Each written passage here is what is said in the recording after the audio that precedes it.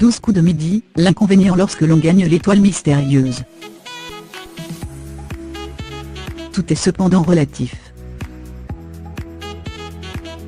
Avec 809 392 € de gain, dont 200 000 en cadeau, Christian Quezada, plus grand maître des 12 coups de midi, a touché le gros lot d'un bonheur, mais aussi une petite galère. Gagner l'étoile mystérieuse, et la vitrine qui va avec peut en effet s'avérer problématique.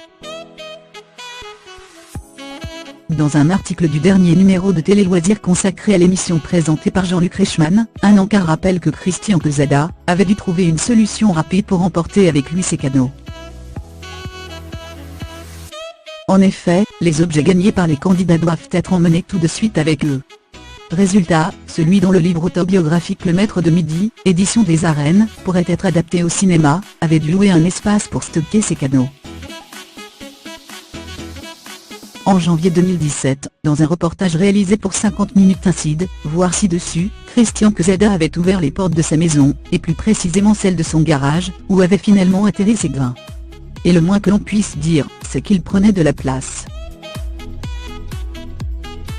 Il y a des choses de tous les domaines, avait-il précisé en prenant la pose avec un aspirateur indépendant, un appareil photo et un lecteur Blu-ray. Puis il avait confié avoir aussi gagné cette télévision et cette voiture. Autant de cadeaux qu'il a donc fallu stocker. Une petite galère dont on s'accommoderait bien, si nous aussi nous remportions la vitrine de l'étoile mystérieuse.